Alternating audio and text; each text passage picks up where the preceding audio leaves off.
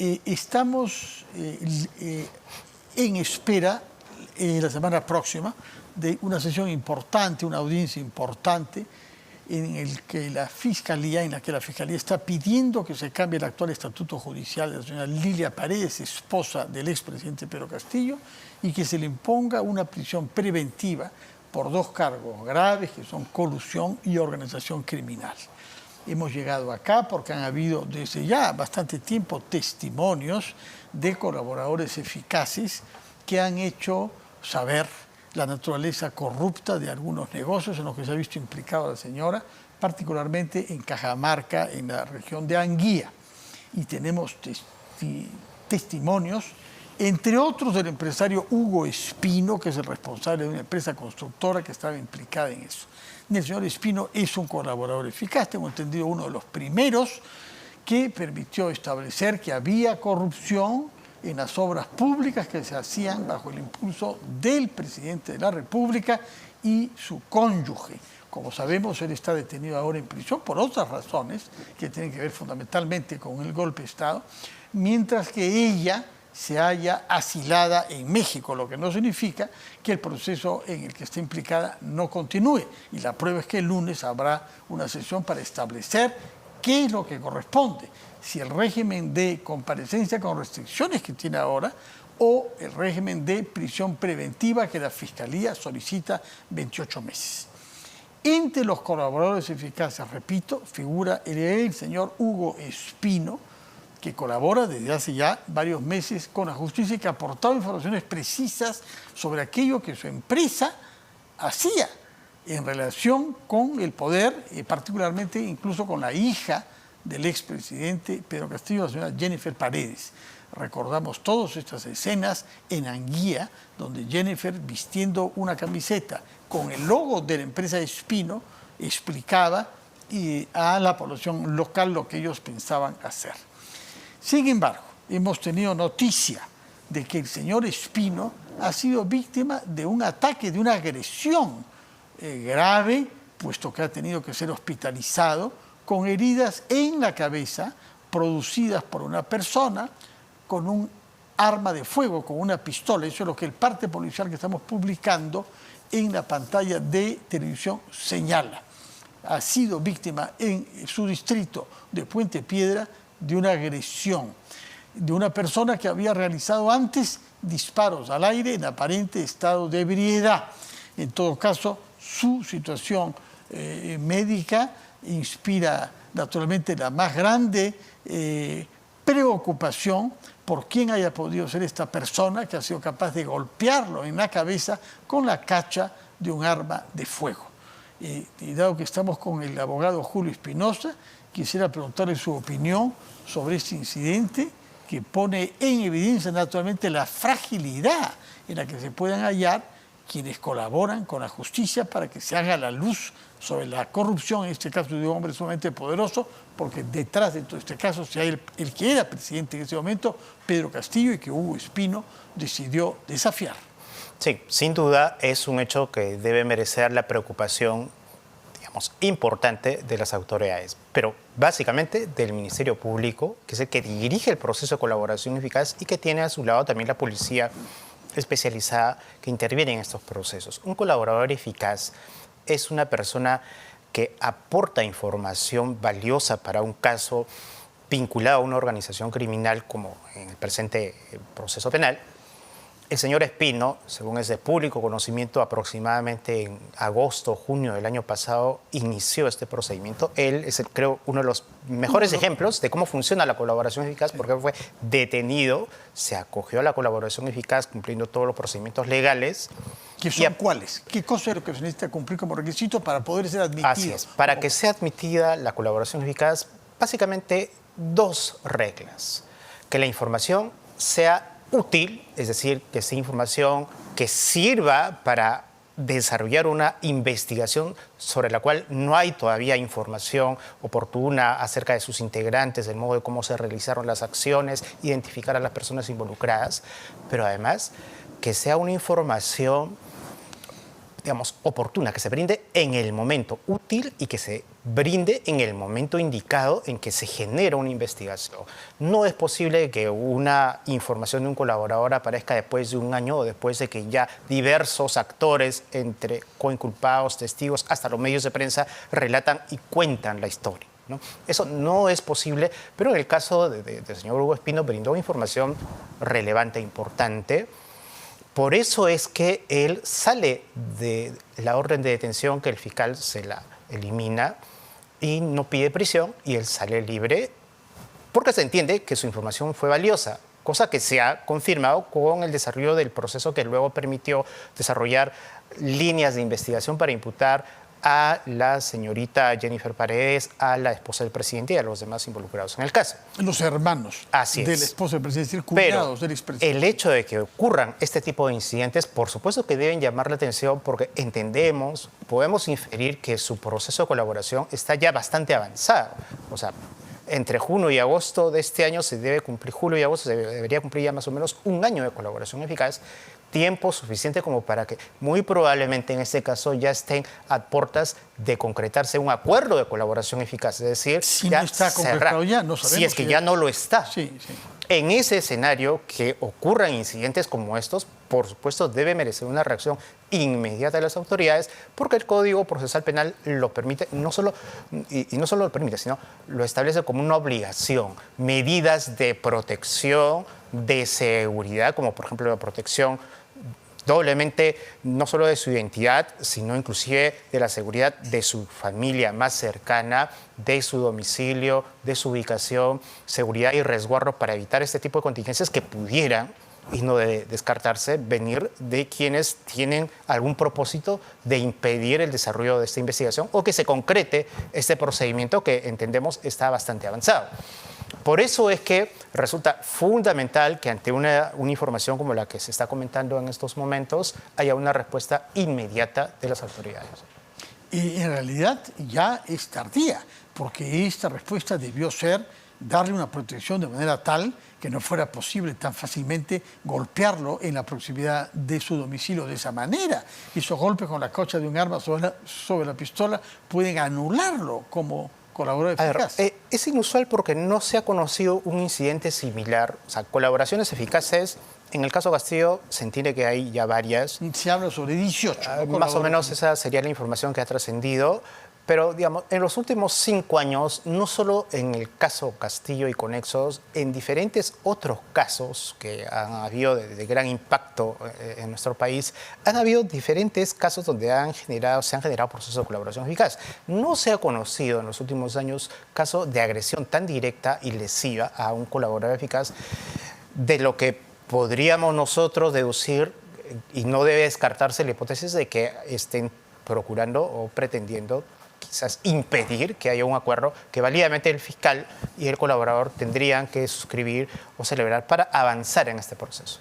O bien intimidarlo, para que no diga las Por cosas supuesto. que puede saber y que la justicia va a escuchar con mucho interés porque tiene que tomar una decisión sobre qué hacer con la esposa de Pedro Castillo. De cara a lo que viene, ¿no? De cara a lo que viene, que es la discusión del requerimiento de prisión preventiva de la esposa de Pedro Castillo y de lo que viene en ese proceso donde probablemente, y en función de las evidencias que la Fiscalía ha venido exponiendo en las diferentes audiencias, ya tiene un caso bastante sólido, ¿no? No solo para discutir la prisión preventiva de la señora Lilia Paredes, sino ya para finalizar esa investigación y muy probablemente llevar el caso en su momento a juicio. ¿A quién le perjudica que el señor Espino se haga presente en la audiencia del lunes?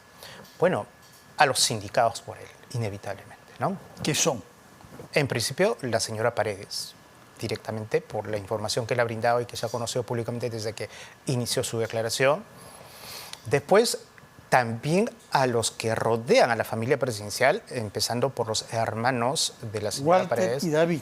que también han sido sindicados por su declaración a través de la información que le ha brindado de cómo se ha manejado el procedimiento en el que él ha intervenido como empresario en el distrito de Anguía.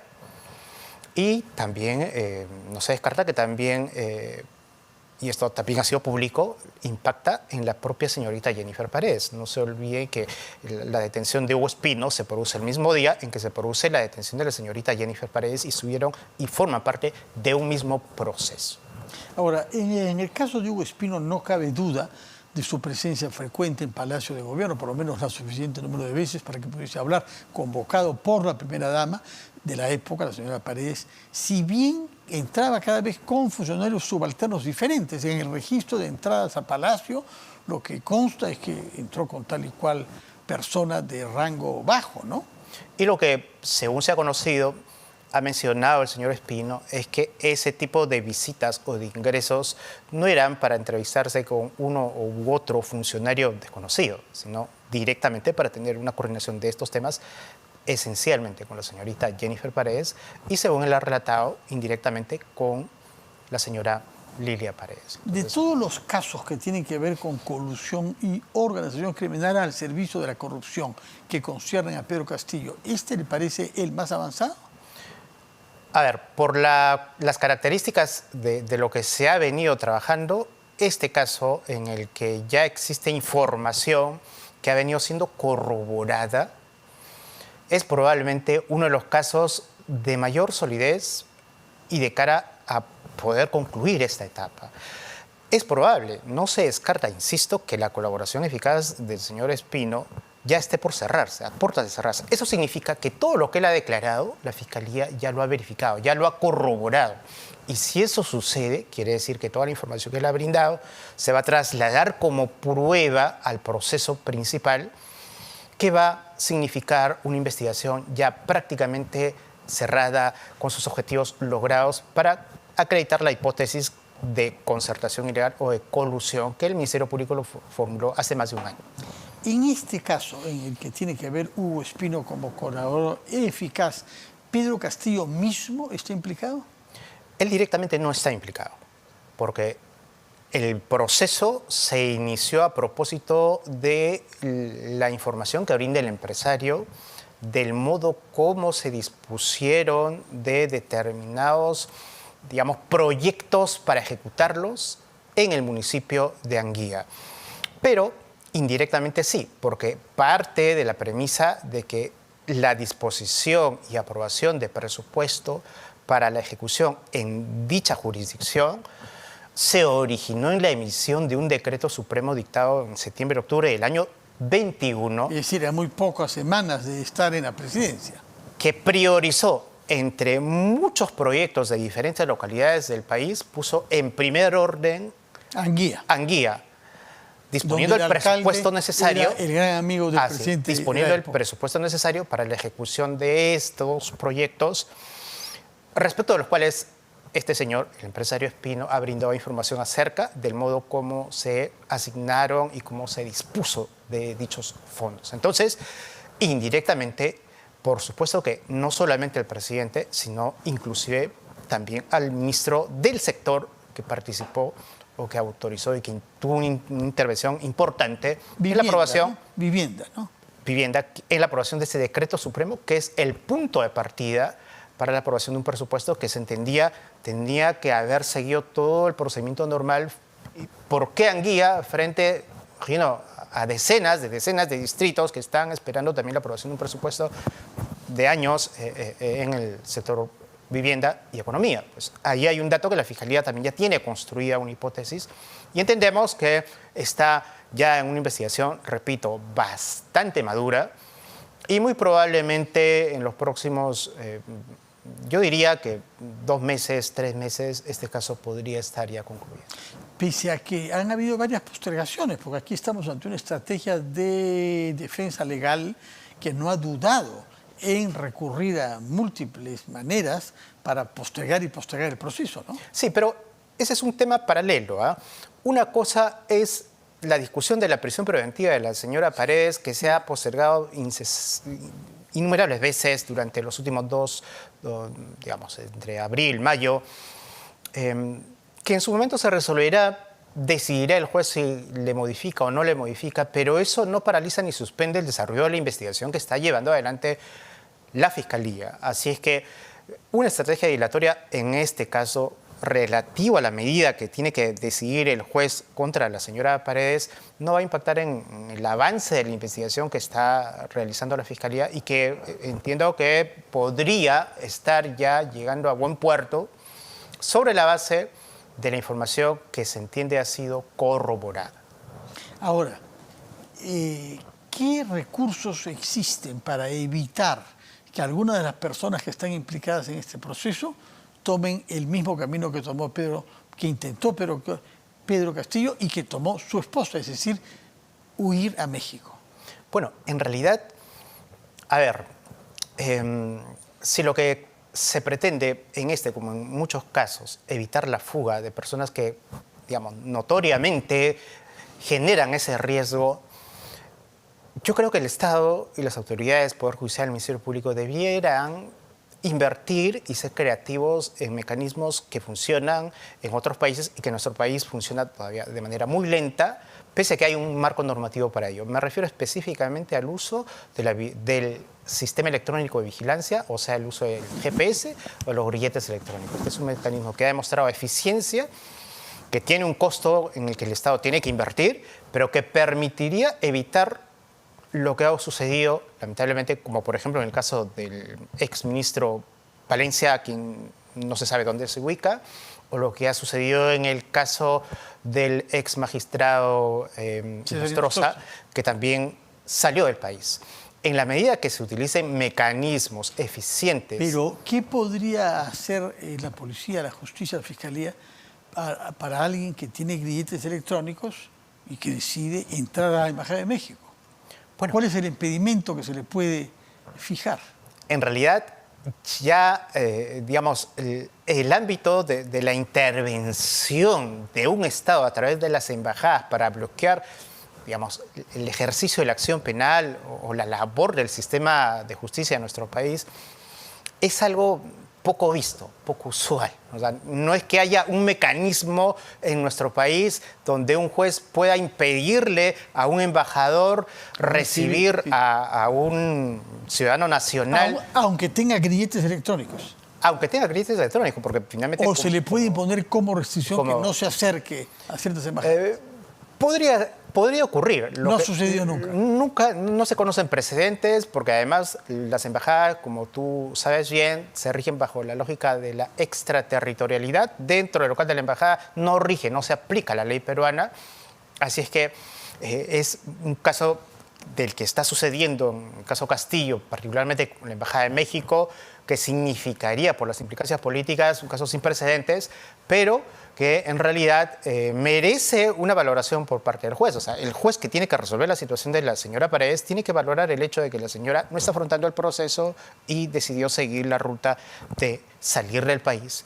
Y ese es un hecho tangible, notorio, de evasión al proceso. Ahora, justamente usted menciona el caso de Lilia Paredes, cuyo estatuto va a ser definido el lunes, eventualmente en la audiencia del lunes, no sé Así es. Si es que se prolongará más, pero en fin, ¿en qué cambia que se la pase del régimen en que está ahora de comparecencia con restricciones al de prisión preventiva, dado de que de todas maneras está en México y seguirá estando allá? Sí, en realidad serviría solo para dos cosas. Primero, para de alguna manera, aunque sea simbólicamente, afirmar la jurisdicción peruana y una declaración de lo que debería corresponder si el juez establece que hay peligro de fuga.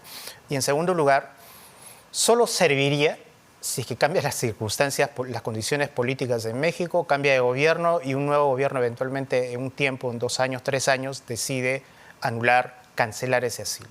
Con lo que la persona, la familia Castillo Paredes tendría que salir o abandonar el país de México. Solo en esas circunstancias, porque una eventual orden de prisión seguiría vigente hasta que se ejecute en el mundo, ¿no? Por la orden de captura internacional que surge a través de una orden judicial de prisión preventiva.